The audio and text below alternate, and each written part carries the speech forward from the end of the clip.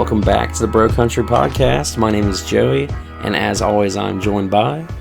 Hey man, it's Chris here tonight. What's going on over there? Oh man, in post-concert depression, I forgot what that felt like. It's a bad feeling, but it's a good feeling. Yeah, I'll take it as a good sign. It's not as bad as it normally is, so... That's right. Speaking of country concert, last week in Fort Lauderdale was awesome, man. Tell us about it. I just went one day. I went on Thursday, and there were so many artists there. Neil McCoy, Ashley McBride, Luke Combs was the headliner that day. John Party played, and then so many other. Nico Moon, Jameson Rogers, Drew Parker. After Midtown was there. I mean, there were so many acts that go to this every year, and it was our 40th year. So absolutely incredible to see a live show with I think there was 26,000 people there that day. Yeah, man. That's awesome. So, much different than our acoustic jam that we went to in Lexington earlier this year. Oh, yeah. The shows are going to be getting back to normal now, and we might not get shows like we did back then for a while. So, we just have to appreciate what we get for sure. Absolutely, man. Let's go ahead and roll into it, man. There's some new stuff going on this week out of Music City. Cody Johnson dropped 2 new ones. He did. It's it's going to be a double album, and he just keeps dropping songs, so... Yeah. It's hard to tell how many. I think he said, 18 total tracks maybe is what we're going to get? I think that's what I read, yeah. 18. Yeah. And he's released, 3 or 4? Yeah, this is the third and fourth one. Which ones came out this week? This week it was God Bless the Boy, or Corey's Song, and Stronger. 2 killers, man. This amazing.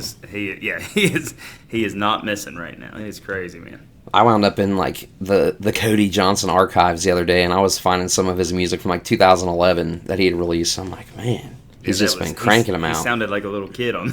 Yeah, he sounded so young. Yeah, he was a baby just coming out of the rodeo. Yeah, you can definitely tell his voice has matured a bunch. I mean, it wasn't bad though for being the beginning of his career and everything. Still sounded great, but absolutely, man. I think they've kind of soft announced that they're going to push Till You Can't to radio.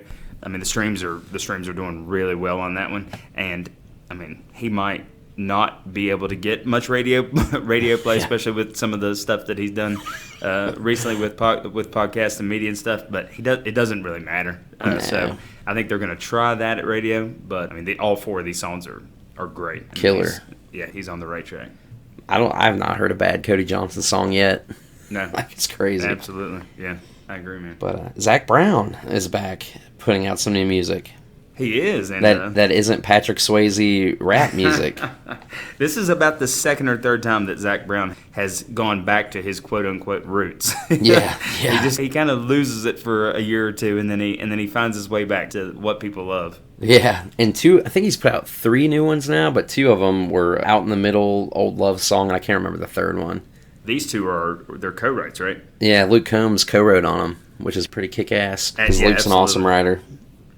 Yeah, absolutely. I mean, Luke has wrote a bunch with Wyatt Durrett, which Wyatt Durrett was Zach's main co-writer for probably the first 8 or 9 years of his career. So maybe Luke's kind of just... I mean, it seems like Luke is buddies with everybody in Nashville right now, so he's just kind of getting around. He's kind of obviously the guy right now.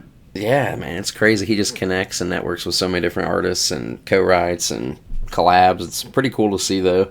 Yeah, it is.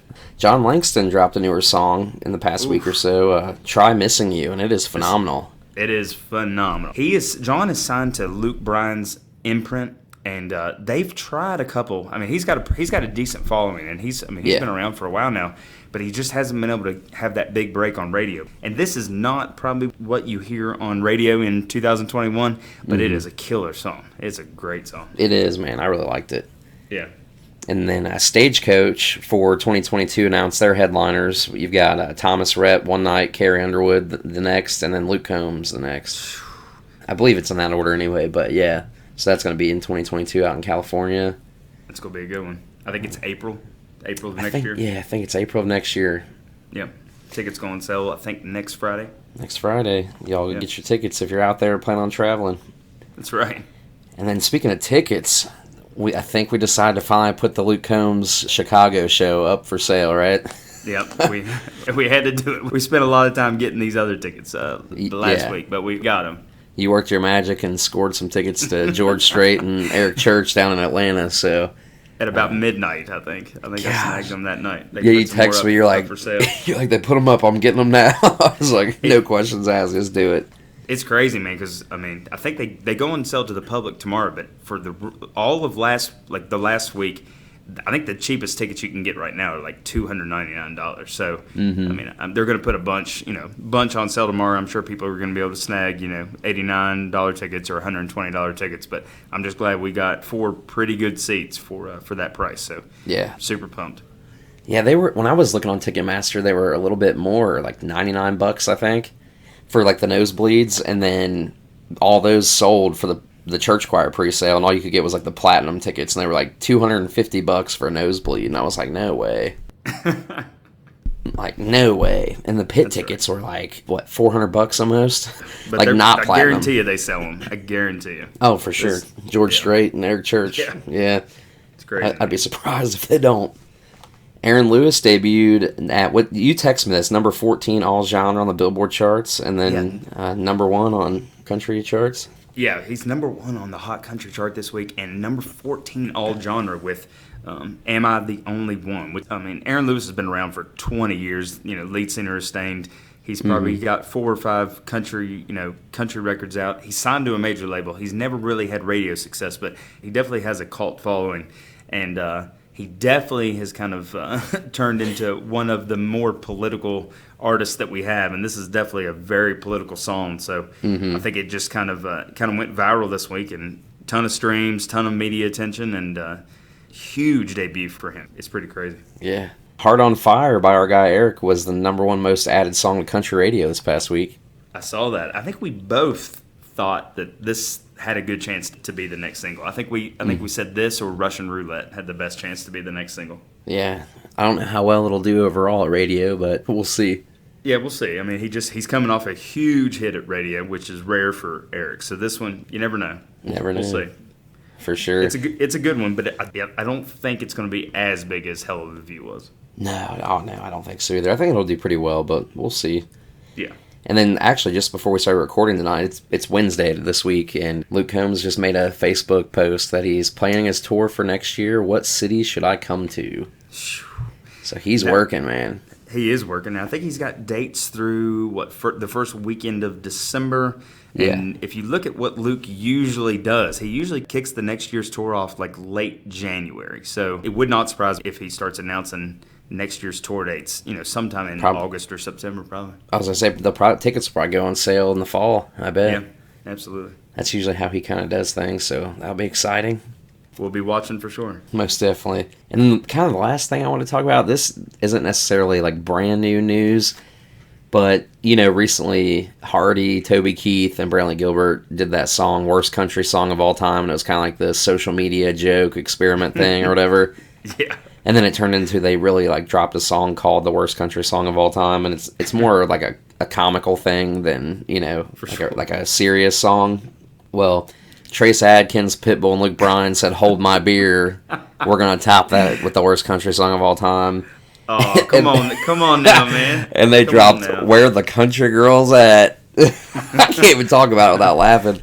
Song of the year, man. Oh my gosh. It's CMA worthy. No. I don't know, man. I thought it was so weird for them three, especially, to get together. And it's a weird combination, man. It is. I mean, Trace Adkins is 59 years old now, and he's singing about where them country girls at, and I'm like, what are you doing, dude? What is going on? Oh. Luke Bryan's in his 40s, married with 5 kids. I'm like, this is just...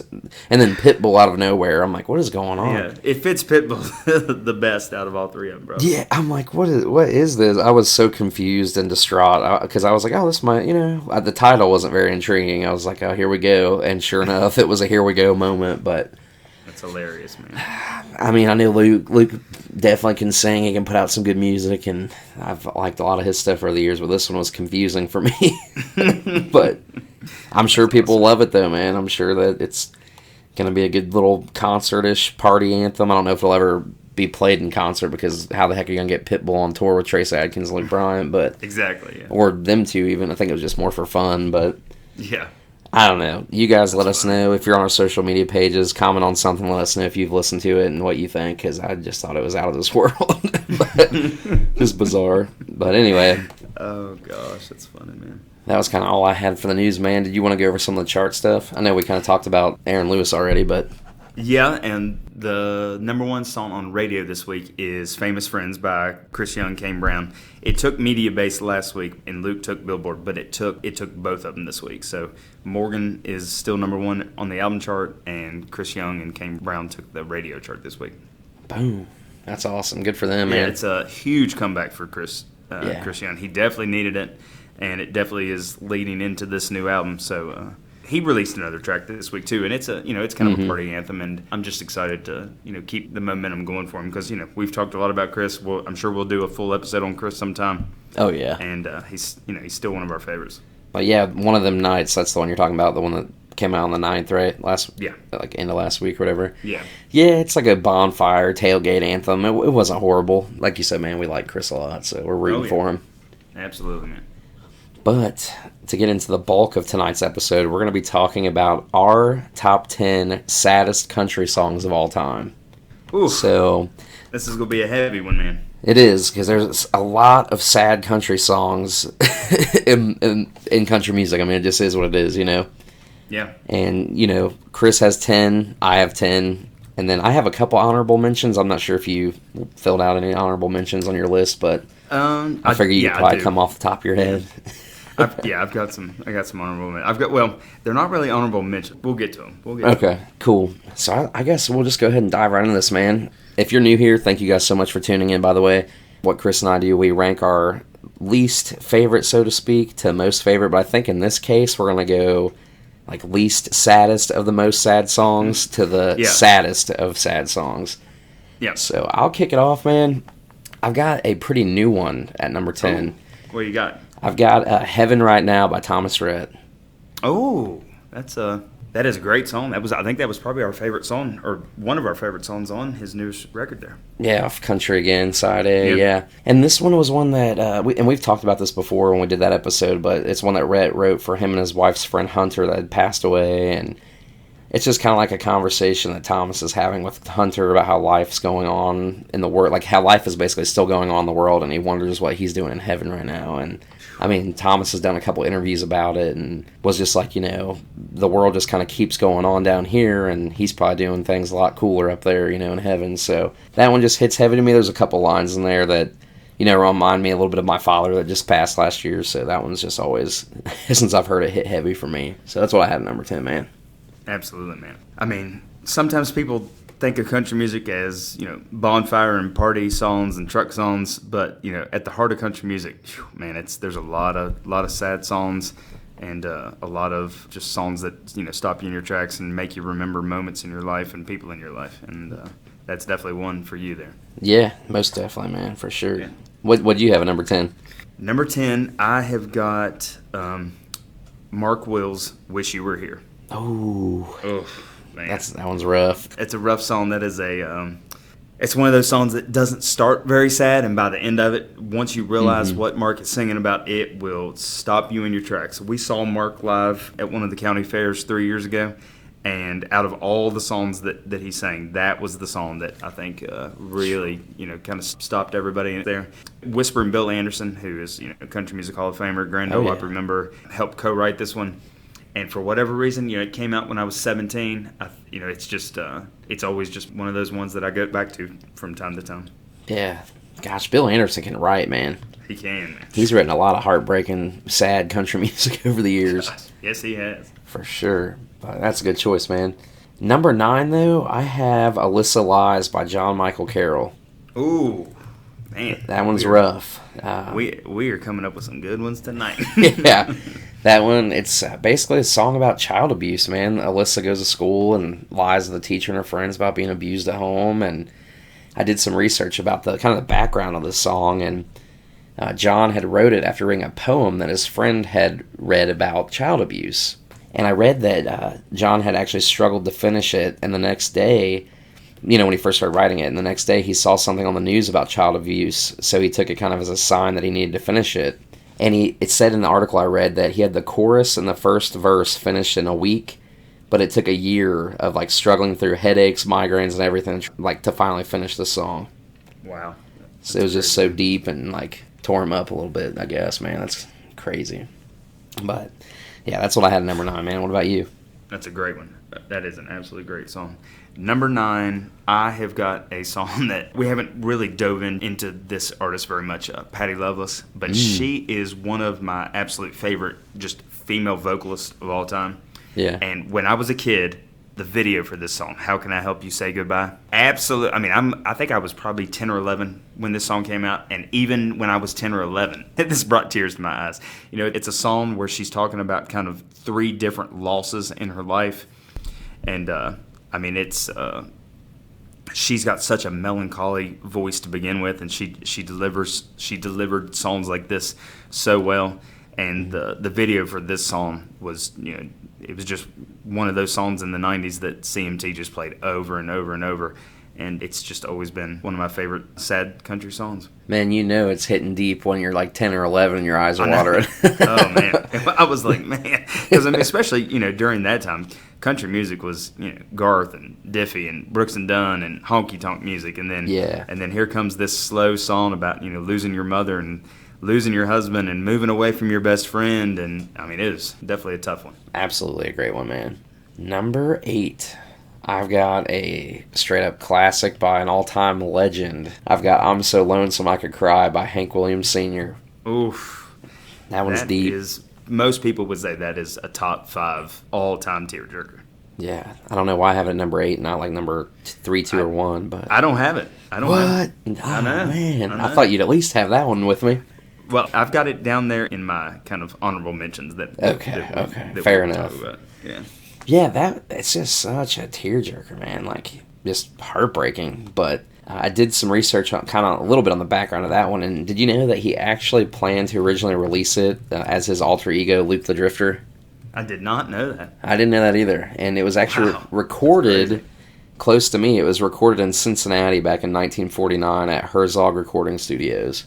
Didn't know that either. That's cool. I did not know that. Yeah, I was like, that's so interesting. It was recorded like 40 minutes from me. That was what I had at number 8, man. What about you? Oh, man. Number 8. I think the tears are about to start flowing already, man, just talking about these songs. Well, I mean, not only sad songs, but these are just great songs. You know, I mean, when you really start delving into these kind of emotional country songs, this is the bedrock of country. I mean, this is what really makes people love country music. The storytelling, the emotion, the instruments. The storytelling. Yeah, absolutely, man. Number 8, I think I've got one that you've probably got this artist, but maybe a different song. Number 8, I have the classic "If Tomorrow Never Comes" by Garth Brooks. Man, that one's good. It is good, and Garth's got, you know, I mean, there's probably 5 or 6 Garth songs that you could put on this list. You know, "If Tomorrow Never Comes" is just there's so many Garth songs that are just kind of just those universal songs that everybody, you know, can cling to. And, you know, a lot of people probably listen to "If Tomorrow Never Comes" and just think of it as a love song, not sad, you know, just kind of an emotional love song. But, you know, when I hear "If Tomorrow Never Comes," I just think of lost opportunity and not doing what you need to in life and not telling people how you really feel about them, and, you know, just, you know, losing the people that you love without fully getting to tell them exactly what they meant to you. And I mean, Garth has got, you know, 20 signature songs, but I've read multiple places where Garth says that this was his favorite song that he ever got to record.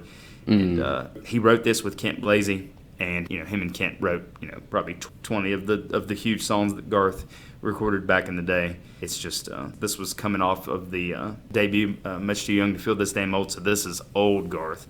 And I think Garth was only like 27 or 28 when this came out, and it's definitely a song from an old soul. Yeah, absolutely. You may be shocked by this, but not one Garth song made my list, man. Oh, yeah, that does shock me. I was torn on a couple, but none of them made the cut, man. Wow. That means that the dance did not make either one of our cuts. It didn't. That is a sad song though, because every time I hear that, I think about like funerals I've been to where they played it, you know. Absolutely. And yeah, but it didn't make my list, man. It may have made another list we're going to talk about tonight. Our social media followers commented on a bunch of our posts this week, so I wanted to kind of talk about some of the songs that they commented. We'll get into that after we talk about ours. Absolutely. But number 7, man, I have Almost Home by Craig Morgan. Oh, Yeah. gosh! That was one that I thought of after I did my list that I wanted to put on there. That is an amazing song. So good, man. So And good. I'm sure you guys have heard it, but basically it tells a story of a guy who encounters an older homeless man who finds him covered in blankets behind a dumpster on a cold winter's day, thinking that he was dead. Basically nudges the homeless guy, finds out that he's alive, and the guy just kind of runs through what he was doing in his dream and says basically, man, I wish you'd have left me alone because I was almost home. And it kind of leaves you to think, like, was he almost home in his dream? Was he almost home to heaven? Like, it kind of, the narrator kind of leaves it open, but my interpretation was he was almost dying and going to heaven is the way I took that. But that one was actually Craig's very first top 10 song on the charts, and actually won him a Song of the Year award from Broadcaster Music, and he received a Songwriters Achievement Award from the Nashville Songwriters Association International for that song. Definitely one of his signature songs for sure. Most definitely, man. But such a good song. Absolutely. What'd you have at number 7? At number 7, I have Reba McEntire's For My Broken Heart. Oh, man, Reba. That's a good one. It's a good one. You know, she this song came out. It's about a failed relationship, which, you know, a lot of Reba's songs kind of were about that. But this came out right after almost her entire band was killed in a airplane accident. Yeah. And I just remember very, very vividly her performing this either at the ACMs or CMAs, and she was just, you know, a total mess. And I just remember the emotion that she had behind this song. So for whatever reason, when it comes to Reba, this has always been one of my favorite songs, and definitely one of the songs that I think of when I think of kind of just loss and heartbreak and just seeing what it meant to her. You know, a lot of these songs, when you think about the connection that they have with the artist, that's really what kind of pushes them over the edge, you know? Absolutely, man. Yeah, that's a good one, man. That was a good choice. I didn't have any Reba songs either. She's got a couple tearjerkers. She does, yeah. But yeah, man, that was a good choice. So, number 6. All right, what you got? I've got Holes in the Floor of Heaven by Steve Wariner. Ooh. That one's awesome. Tough. It's a great one. That one's always been a tearjerker for me, man. It's so good. And that really kind of brought Steve back to the limelight. That was like a signature second career song for him. Yeah. I just remember when I first heard that, man, I was young, and it just, like, was soul-crushing. And then they played it actually at my grandma's funeral when I was a kid. Well, I was 18 years old, and, dude, it was just, like, destroyed me. Oh. But that one, it's kind of like a double-edged sword, because it's sad, but, like, it gives you that hope and, like, peace that your loved ones are watching over you from heaven. You know what I'm saying? Yeah. So it's sad, but it's also got, like, a positive message buried in the tear-jerkiness, I felt like. But, yeah, that one's rough. That one's rough for me. Such a good choice. What did you have at 6? Number 6, I have probably the most recent one, definitely the most recent one I've got on here, by one of our favorites, Mr. Luke Combs, Even Though I'm Leaving. Man, I figured you'd have that one. I didn't put it on my list. I was like, I bet you Chris will put that on his. I mean, it's good. This is just a song that is going to get played at more funerals than you can count. You know, it's just a song that's going to mean so much to so many people over the next 10, 20, 30 years. You know, there's these songs in country music that, you know, people cling to when they lose someone, you know, and this is just a song that's always going to mean that to a lot of people, you know, and it's just another storytelling song that kind of chronicles, you know, a little boy all the way to losing his dad. It's just what makes country country. Yeah, absolutely, man. When he played it live the other night, man, it was like, whew, it's awesome. That one always hits you in the chest. It does. We're rolling into the top 5, man. Top 5, man. What you got?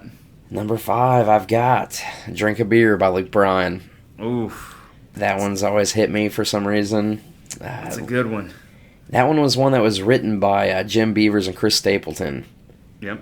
And I did some research kind of on the background, and Stapleton just said that he felt like it had a deeper meaning with Luke singing it, just with what Luke has been through in his life with losing his siblings and everything. So, yeah, Luke cut the song, and I mean, there's a version out there you can find on the internet where he sang it too, and Oof, it is killer. it is, yeah. Stapleton doesn't miss, so. Yeah. But I think that it's so true when he says that it just has a deeper meaning for Luke because of the loss and adversity he's overcame in his life, you know. But it's a good one. It's definitely a departure from a lot of the stuff that Luke put out. You know, I mean, that's a great song. More of a serious one. Yeah. Number 5 is a cover, and I think this will probably go down as, you know, one of the signature songs in country music. He released it less than 6 months before he died. "Hurt" by Johnny Cash. Man. Ugh. Yeah. You're literally watching one of the all-time legends in country music fade away, you know? Yeah. And he knew it, and everyone around him knew it, and it's just kind of a song to reflect on everything that you have felt through your life. And Yeah. it is, his performance of this song is incredible is not the right word. I mean, you know, I'd say most people have heard it. If you have not heard it, go listen to it. It's a 9 Inch Nails song that Johnny covered right before he died. And it's probably the most famous, one of, if not the most famous country music video of all time. And it is, it's a killer. Yeah, man. I remember when the video came out, and it was like on CMT probably is where I was watching it as a younger man, and it was sad to see that, man. Just the emotion behind it, and like you said, kind of just watching him right before he passed away. Yeah. Yeah, definitely a good choice there. Number 4, I've got The Grand Tour by George Jones. That one. That is. I had that written in my honorable mention. That one's just, you know, your typical failed marriage kind of storyline, but it just was like, when George Jones sang these types of songs, man, there was just such an emotion in his voice, and it just shines through on this one. And I was reading some articles about this, and, you know, when he first started performing it and everything, it just kind of was deeper to him because he was at the end of his marriage with Tammy Wynette. And what is crazy that I didn't know was within the next year, they had divorced, and later on, she married George Ritchie, who co-wrote The Grand Tour. Wow, that's crazy, isn't it? Yeah, I thought that was crazy. I'm like, what? I'm like, how does that happen? But yeah, that's what I had at number 4. At number 4, I have got "Remember When" by Alan Jackson. Oh man, that one's good. That is "Remember When" is the song just about looking back on when things were more simple, and looking back when you thought everything was going to be perfect and be okay, and just kind of a reflection back on, you know, what life really does to you and what really happens in life. I mean, it's got a positive spin because, I mean, you know, it's an autobiographical song, and, you know, Alan and his wife, you know, they're still together. They made it through, you know, all the ups and downs of life, but it's just such a melancholy, just sad song. And Alan just, I mean, I don't know. Alan's just one of those, you know, all-time vocalists for this kind of stuff, and I've just always had a soft spot in my heart for that song. Yeah, man, it is so good. My wife and her mom and sister went to go see Alan Jackson at a country concert on Friday, the day after my wife and I went, and I mean, she sent me some videos and stuff of him singing, and I was just like, man, he's still got it. Which we knew that anyway from his most recent record. I mean, it was pretty good. Oh, yeah. But top 3, man. Top 3. What you got? Number 3, I've got "Crying for Me" by Toby Keith. Oh. That one has always hit me, man. I remember when I first heard that, and I was like, oh my God. You know, did some research on this one too, and per songfacts.com, Toby Keith wrote this and as a tribute to his friend, Wayman Tisdale, who was a basketball player and a jazz musician who passed away in 2009. His esophagus collapsed, and it was due to the chemo that he was under. And this is a quote that Toby Keith said. He said, I reeled around there for 2 days in a stupor. He was a great guy with a charismatic smile and the closest thing to Jesus I've ever met. There's a line in the song that says, you showed me how to live. He was a perfect, perfect human. I got up Sunday morning, realized I was just going to have to face it all, couldn't believe that he was gone. We had gotten really, really close. I was the first one he would call when he would come out of surgery. He passed away on May 15th. Anyway, I got up Sunday morning, called his cell phone to hear his voice one more time. I grabbed my guitar and sat down and wrote this song and went in and put it on the album. End quote. Wow. So that one, Oh, man. that's a deep song anyway, and just the emotional connection that Toby has because he's dedicated to his buddy just makes it hit that much harder, I feel like. Absolutely, man. That is a great song. Yeah. But what was your third one, man? Number 3, I have Tim McGraw's If You're Reading This. Oh, that one's good, man. Yeah.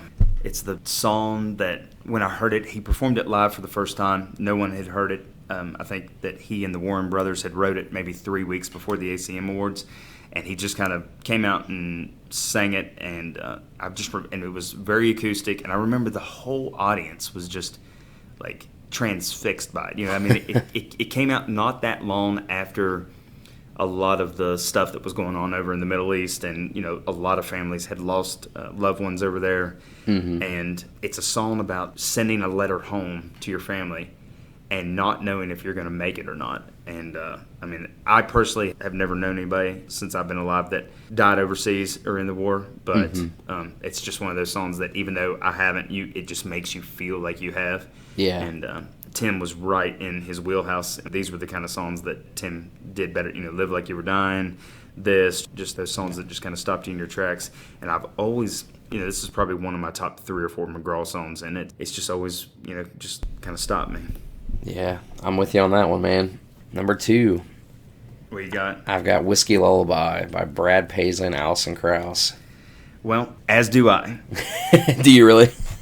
I do. Yeah, that is 2 for me too. Probably one of the saddest songs of all time. Yeah, absolutely. Why'd you pick that one? Man, it's just so sad. I mean, if you've heard it, you know it. It just has always been such an emotional song, and Brad and Allison do it so well together. And something I found that was funny, I read an interview Dave Paulson conducted with Bill Anderson, who was one of the co-writers on this song.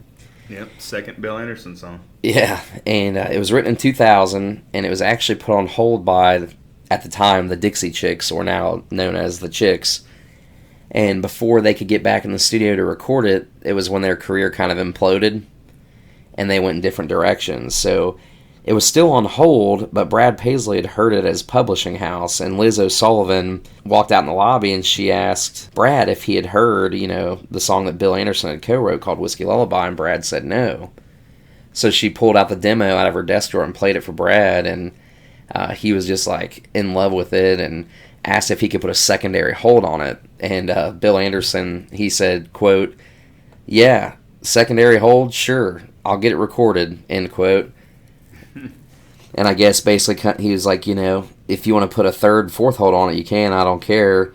But ultimately he just wanted to get it out in the world, and yeah, wound up going with Brad Paisley because the Dixie Chicks never really got back into it, It definitely ended up in the right hands. I mean, if Brad had released this song alone, it would have been a great song, but it would not have had the impact that it did without those haunting vocals of Alison Krauss. When she comes in and it's the story back and forth between the man and the woman, yeah, it's haunting. I mean, it's really haunting. But since we know that was your number 2, I guess we can go ahead and jump into my number 1 here. What you got, man? Oh, man, this one's deep. I've got He Stopped Loving Her Today, George Jones. The maybe greatest country song of all time. Yeah, absolutely. And that one, I've got some background kind of on that too. This is per songwriter.com. It was an article written by Jim Bevliglia. Forgive me if I'm saying that name incorrectly.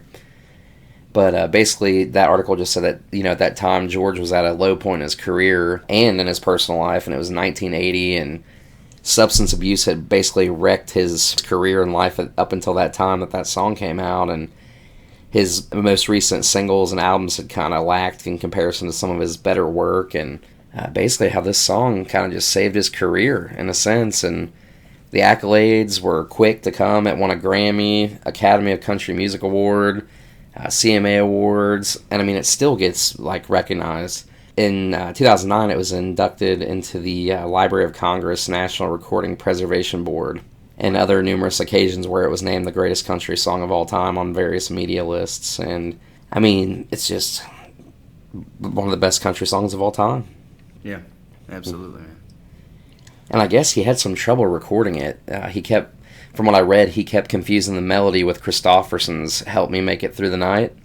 Oh, really? Yeah, and basically the guy that produced it had to kind of take clips and snippets and like splice them together to make it the way it is and that we hear it, but I just thought that was crazy. And I guess when it was recorded, George didn't have very high hopes for it, and in his autobiography titled I Live to Tell It All, Jones wrote that he looked the producer Billy square in the eye and said, "Nobody will buy that morbid son of a bleep." And basically the success of the song made him change his tune, and he was back on top that quickly. And he said, "I don't want to belabor this comparison, but a 4-decade career was salvaged by a 3-minute song." It's true. Is what George said in his book. So, yeah, that was what I had number one, man. That's an awesome choice. What did you have at number one? Number one spot. Number one, by far, this will be the song that, this is probably my favorite country song of all time. Go Rest High on That Mountain by Vince Gill. With Patty Loveless, Ricky Skaggs singing backup. Vince started this song as a tribute to Keith Whitley, and he finished it as a tribute to his brother who had special needs. This will be the song that's definitely played at my funeral. This will be the song that's played probably at my parents' funeral. You know, this is the song that gets played at almost every single country music funeral. I mean, Vince has performed this song at George Jones' funeral, Charlie Daniels' funeral, Troy Gentry's funeral. I mean, you could go on and on. This is the song in our lifetime that people go to for comfort during loss and during death. Yeah. And Vince is kind of like the male version of Alison Krauss. He's just got that like weeping, haunting sound to his vocals when he wants to. Yeah. And this song, this has always been the saddest song for me. But even as I get older and you really hear the struggle that he sings of when he sings of the stuff that people go through in life, it's a tough one.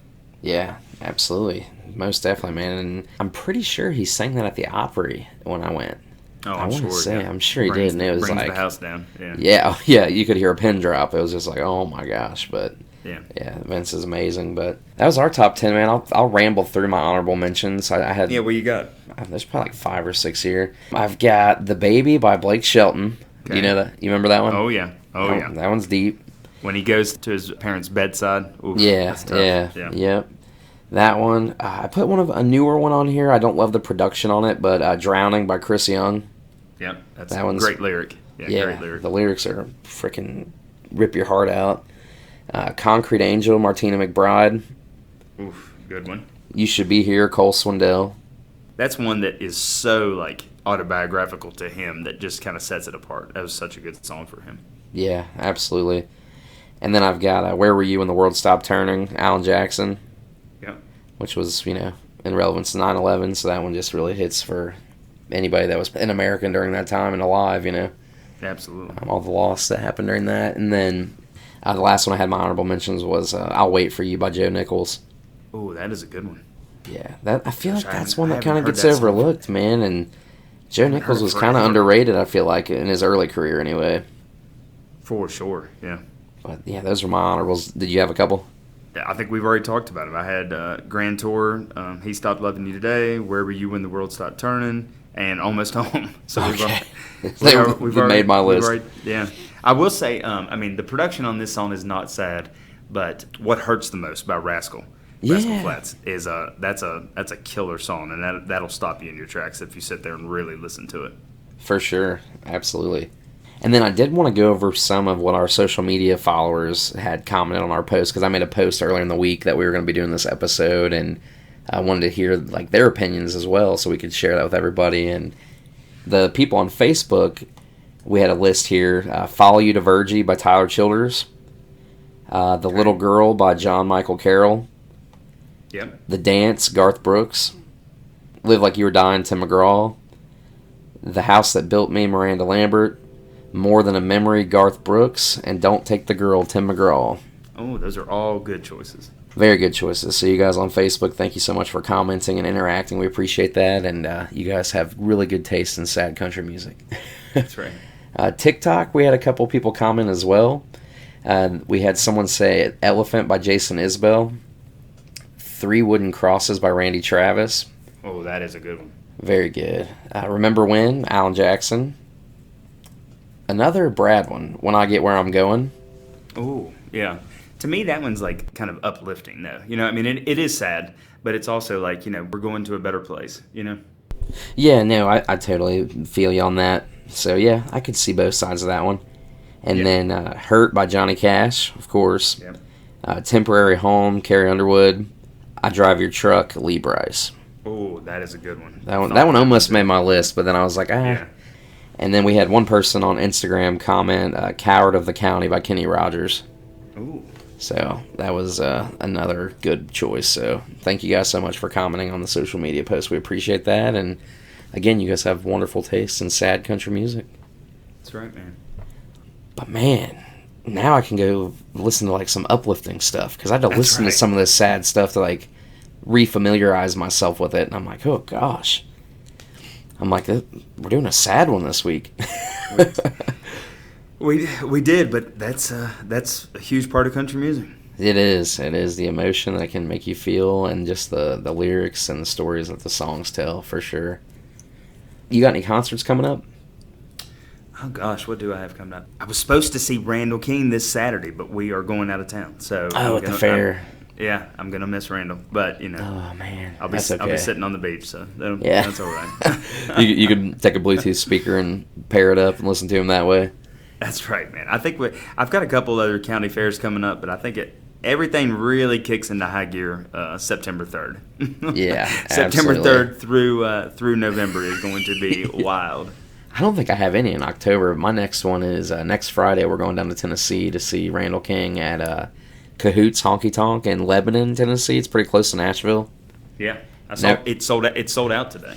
Yeah, I read something that he posted or a video that he put up or something. It is the second time he sold that place out, and that's the only honky tonk outside of Texas that he has sold out. Wow. Which is surprising, but he's kind of still on the rise, I feel like, you know what I mean? Yeah, for sure. So, but yeah, I'm excited for that. And then July 31st, we've got Drew Parker up in Plain City, Ohio. You mentioned that, and I'm actually in Dayton that weekend, and I think Dayton is only like an hour from there. So Yeah, it's not far at all. if I can sneak away, I'm up there for tennis, but if I can sneak away that night, I'm probably going to sneak over and see Drew. There you go. He doesn't come on till like 10:15. Oh gosh. So it's kind of late. They've got 3 performers that night, and Drew comes on at 10 o'clock, and I mean, we'll have our little one with us, so I don't even know how we're going to make that work. But it's like a family-friendly event, so if you guys are in Ohio and want to check out a really good up-and-coming country artist, go see Drew Parker on the 31st in Plain City. Drew is awesome. He was at country concert, and we were like 3 rows back from the stage in the pit, and he just was rocking it, man. He's got a huge potential in front of him if he can just run with it, you know. Absolutely. But I don't know, man. I think that's going to do it for this week, though. You got anything else? I think we're good, man. Well, thank you guys so much. If you've listened this far, we really appreciate it.